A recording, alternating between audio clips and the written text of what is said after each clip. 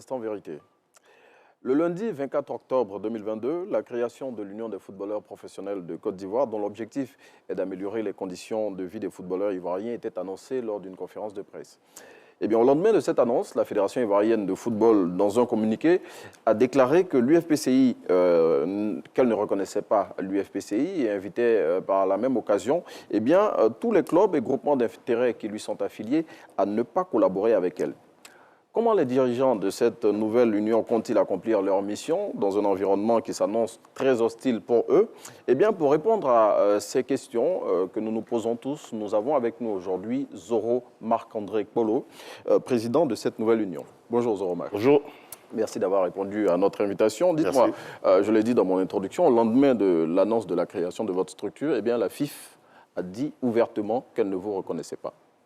Mais moi, je veux dire, vous travailler non, mais reconnu par la FIF. Écoutez, nous ne dépendons pas de la FIF. Oui. Nous n'attendons pas la FIF pour travailler. Nous n'avions pas fait aucun courrier à la FIF.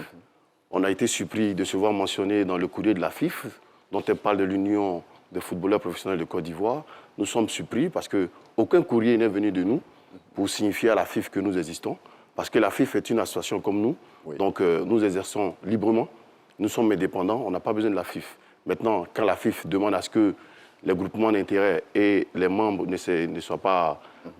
travaillent pas avec nous, nous, on n'a pas de problème, puisque ceux pour lesquels nous avons été créés ne sont pas membres de la FIF. Okay. Les footballeurs ne sont pas membres de la FIF.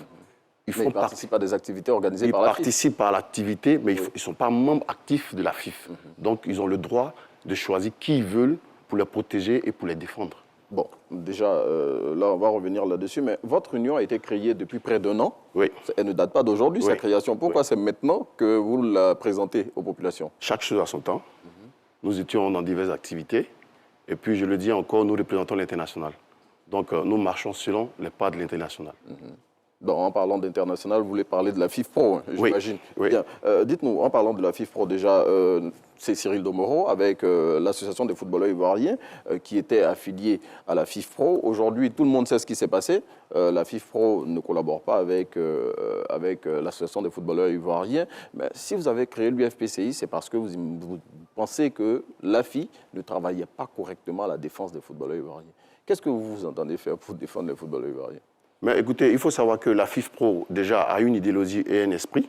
Quand on travaille pour une institution aussi forte, il faut rester dans le canevas de cette institution. Si vous dérapez, je pense que vous sortez de leur vision. Et c'est en cela que nous allons travailler main dans la main, eux et nous, et suivre ce qu'ils nous proposent. Voilà. Bien.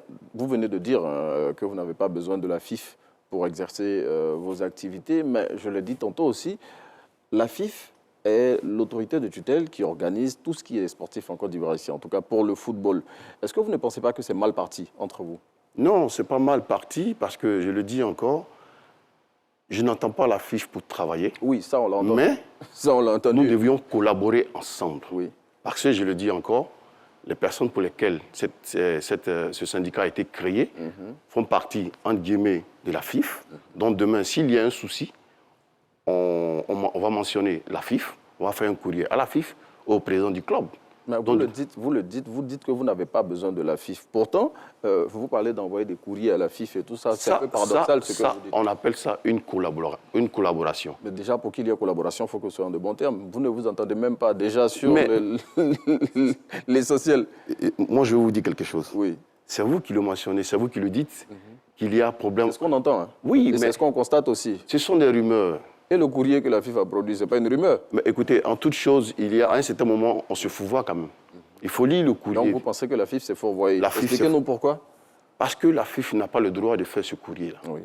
En aucun moment, on a eu à mentionner la FIF dans un courrier ou lui apporter un courrier. Soyez sûr que la FIF dépend d'une institution très forte qui est la FIFA. Oui. La FIF, à elle seule, ne peut pas décider une loi ou mettre en vigueur un règlement. La FIF dépend aussi d'une institution dont nous défendons aussi de cette institution. Et il faut savoir que la FIF Pro reste le syndicat international unique au monde à pouvoir défendre les joueurs. Donc, toute association qui est affiliée à la FIF Pro doit être reconnue automatiquement par une fédération nationale et internationale. Donc, c'est pour ça que je dis, la FIF et nous allons collaborer. Bon, moi, je comprends la FIF qui veut défendre ou qui est en train de défendre un ami, un frère Mais cela ne suffit pas pour que le football aille de l'avant. Quand vous parlez d'amis et frères, vous faites allusion à Cyril Domoro? Non, pas forcément. Je fais allusion à l'AFI. Voilà, je ne veux pas parler d'un individu. Parce qu'il faut savoir que... L'AFI est incarnée par Cyril Domoro. Zorma. Oui, bien sûr, mais bon, si, on ne peut pas parler d'un individu. Parce que moi, ce qui me regarde, c'est les joueurs. Donc, je ne fais pas mention d'individus ou d'une tierce association. Bon, je veux dire, on a cité Cyril Domoro, on va rester sur lui. Bon, quand on sait que Didier Drogba est président d'honneur de la FIFPro et que vous êtes un proche de Didier Drogba, ça c'est de notoriété publique, on ne peut pas ne pas voir la main de Didier Drogba derrière l'UFPCI. Mais je le dis, moi, déjà de ce pas, je vais l'appeler pour qu'il ait la main là-dedans, parce que c'est un ami, c'est un frère, et ça je le revendique. Et vous venez de le dire, il est président d'honneur de la FIFPro. Il est ivoirien, donc il a un droit de regard. Que les gens pensent ce qu'ils veulent, nous, c'est le travail qui nous intéresse. L'amitié aussi fait partie des relations, donc je pense que l'apport de Didier dans cette association est une bonne chose. Ce que les gens peuvent penser, franchement, les Anglais disent I don't care. En même temps, on ne peut pas empêcher les gens de penser, parce que tout le monde l'a vu ici en Côte d'Ivoire à l'occasion des dernières élections à la présidence de la Fédération ivoirienne. Bon, on ne va pas rappeler ce qui s'est passé, mais Didier Drogba, on l'imagine, est reparti avec une grosse frustration. Est-ce que ce n'est pas à partir de là qu'il a appuyé le bouton UFPCI pour déstabiliser la Fédération ivoirienne de football? Non, l'UFPCI, l'idée de créer l'UFPCI vient de moi et de 5 à 7. Ça fait 1 an que vous avez créé l'UFPCI. Attendez. Oui. L'UFPCI l'idée vient de moi et de 7 autres personnes. Nous sommes les fondateurs. Didier n'a rien à voir là-dedans. Je vais vous dire quelque chose. Ne restons pas figés sur ces pensées, sur ces discussions, pendant que ces joueurs-là vivent un calvaire incroyable, une tristesse. Moi, je vais vous dire, si vous aviez un frère, un ami ou un cousin qui joue au football en Côte d'Ivoire ici... On en a tous forcément... franchement, donc je pense que le fait de mettre Didier en exergue dans cette théorie ou parler de l'AFI ou parler de la FIF, je pense que cela ne va même pas exister. Bon, pour aller dans votre sens, nous avons reçu ici Bowo Sylvain en fin de saison dernière. Tout le monde le sait, qui est victime, qui est sous le coup plutôt d'une suspension de la FIFA pour dopage. Pour le cas Bowo Sylvain, justement, vous, à la place de l'AFI, qu'est-ce que vous aurez fait? Moi, je ne veux pas être à la place de l'AFI, je veux être à la place de... Vous êtes désormais à la place de l'AFI. Je ne suis pas à la place... Non, je remarque, il faut qu'on éclaire les Ivoiriens. L'AFI n'existe plus dans les fichiers de la FIFPro. Aujourd'hui, c'est l'UFPCI qui représente la FIFPro en Côte d'Ivoire. Ok, d'accord. Voilà, donc vous êtes à la place de l'AFI. Donc parlez-moi comme le représentant de la FIFPro en Côte d'Ivoire. Qu'est-ce que l'UFPCI fait pour le cas Zoroma? Bowo Sylvain, pas le cas Zoroma, c'est Zoroma que nous avons ici. Écoutez, comme nous venons de nous asseoir, maintenant, vous savez que l'administration est une continuité. Donc, moi, j'aurais souhaité déjà que la FIF devait prendre en compte le problème Bowo. Mais comme elle n'a peut-être pas la capacité de le faire, aujourd'hui, c'est la FIFPro qui le fait. Parce qu'il n'y a pas de représentant ici pour l'international. Voilà pourquoi nous sommes nés. Mais vous êtes les représentants de la FIFPro, Zoromark. Quand j'ai commencé, j'ai dit nous venons de nous asseoir. Oui, mais vous êtes déjà assis. Même si vous venez de vous asseoir, vous êtes là.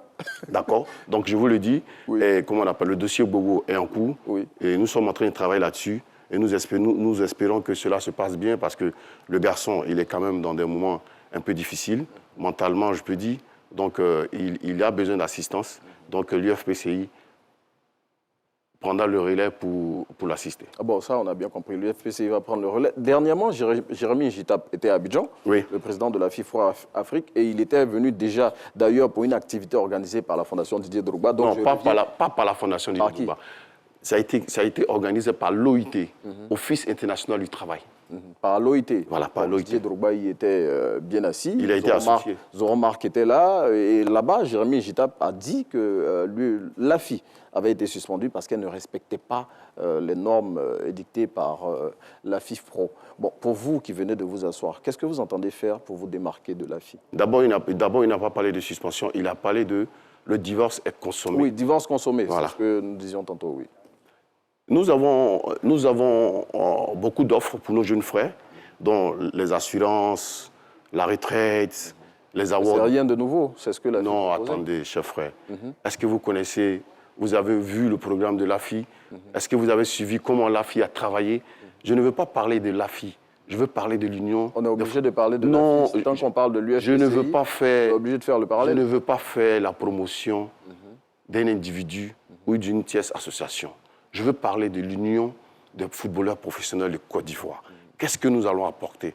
Qu'est-ce que nous offrons à nos jeunes frères? C'est ce qui est important pour moi. Écoutez, Didier Drogba, c'est mon ami, c'est mon frère. Je le revendique. C'est un pain béni pour moi parce qu'il m'ouvrira les portes pour qu'il y ait des solutions pour nos jeunes frères. Jérémy Guitap, la même chose. La FIF Pro vient d'arriver. C'est une chance pour nous. Cherchez, investiguez, informez-vous. Qu'est-ce que la FI a pu faire pour les jeunes Ivoiriens? Est-ce que ça a été créé une fois, les awards du football en Côte d'Ivoire? Ça n'a jamais existé.